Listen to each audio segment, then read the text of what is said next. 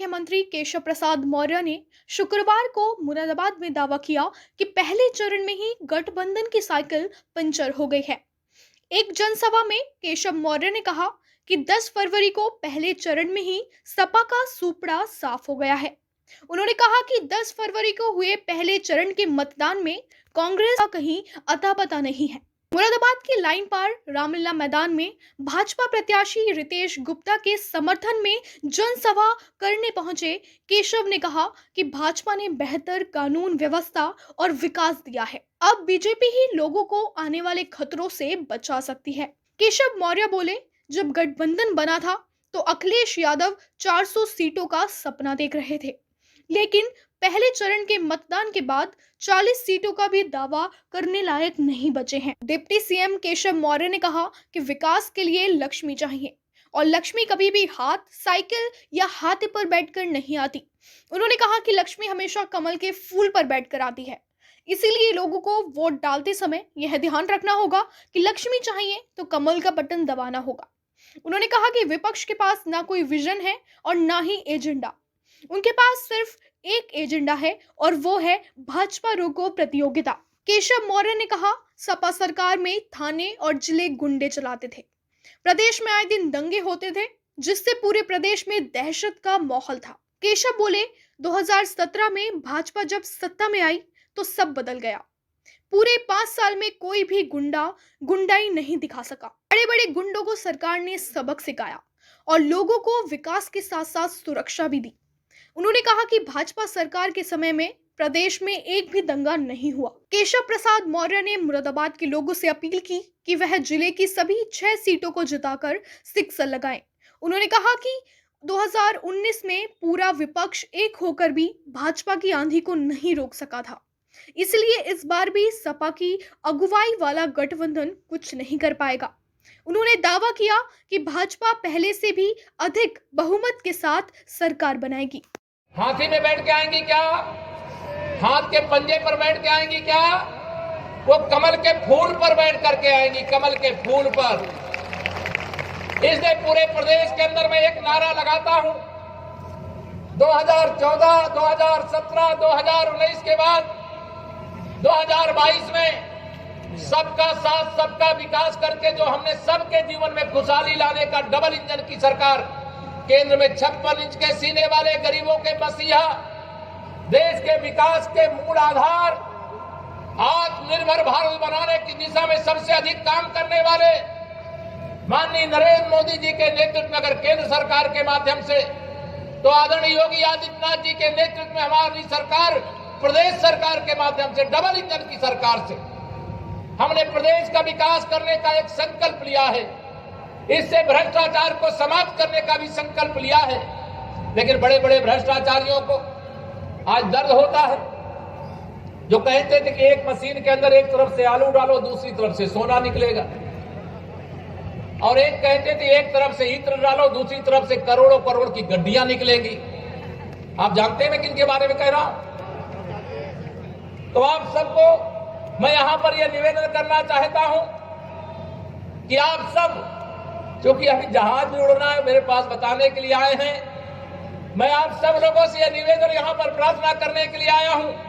2022 का चुनाव 2024 से भी जुड़ा हुआ है। 2017 से 22 तक जो आपने देखा है उत्तर प्रदेश के अंदर, वो तो टेलर था, टेलर। असली फिल्म तो हम 10 मार्च 2022 के बाद दिखाने का काम शुरू करेंगे। आप सबके आशीर्वाद की ताकत चाहिए। मुझे रितेश गुप्ता जी को आप विधायक बना करके भेजेंगे, इसमें मुझे आपके सामर्थ्य पर कोई संशय नहीं है। मैं संशय लेकर के जाऊंगी, पक्का मान करके जाऊं, बताइए जरा हाथ उठा करके। तो आप रितेश जी को रिकॉर्ड वोटों से जिता रहे हैं, लेकिन मैं उससे थोड़ा एक कदम और आगे बढ़ करके आपसे कहना चाहता हूं कि आप रितेश जी को जिताइए, लेकिन सपा, बसपा, कांग्रेस से जो भी प्रत्याशी खड़े हो उनकी जमानत भी जब्त कराइए। उत्तर प्रदेश में मैं नारा लगाता हूं, 100 में 60 हमारा है। कितना? 60% वोट हमारा है, 40% वोटों में बंटवारा है और बंटवारे में भी हमारा है। बंटवारे में क्यों हमारा है? क्योंकि हमने सबका साथ सबका विकास करते समय हमने सबको एक समान समझा है। हमारे नजर में, हमारी सरकार की नजर में, हमारे नेतृत्व की नजर में गरीब गरीब एक समान है, किसान किसान एक समान है, बेटी बेटी एक समान है, चाहे वह हिंदू हो चाहे मुसलमान है। हमने कोई भेदभाव नहीं किया है। क्या हमारी सरकार ने कोई भेदभाव? प्रधानमंत्री गरीब कल्याण अन्न योजना से अगर राशन मिल रहा है तो सबको मिल रहा है कि नहीं मिल रहा है? अगर उत्तर प्रदेश में बिजली हमारी 24 घंटे शहरों में, 18 से 22 घंटे ग्रामीण क्षेत्रों में मिल रही है तो सबको मिल रही है कि नहीं मिल रही है? मैं आप सब लोगों से आज यहां पर यही निवेदन करने के लिए आया हूं कि 14 तारीख को होने वाले मतदान में आप सब इतना मतदान करिए कि कमल के फूल से पूरी ईवीएम मशीन लबालब हो जाए। पूरी ईवीएम मशीन कर दोगे? दोनों हाथ उठा के बताओ, कर दोगे? आपका एक एक वोट मैं आज यहां पर कह करके जा रहा हूं, रितेश जी आपसे भी कह करके जा रहा हूं, एक एक वोट मैं कर्ज के रूप में आपसे मांग रहा हूं और ब्याज के साथ उसे चुकता करने का काम करूंगा। ये आपको भरोसा दिला करके जा रहा हूं। और श्री अखिलेश यादव जी, आपने देश के वैज्ञानिकों की तपस्या का अनादर किया। आपने जो वैज्ञानिकों ने वैक्सीन बनाई उसे कह दिया कि ये तो भाजपा की वैक्सीन है। श्री अखिलेश यादव जी, वो तो वैज्ञानिकों की तपस्या से तैयार की गई वैक्सीन है जिसे लगा करके मेरा पूरा देश सुरक्षित है। लेकिन अब भाजपा की वैक्सीन कब लगेगी? 14 तारीख को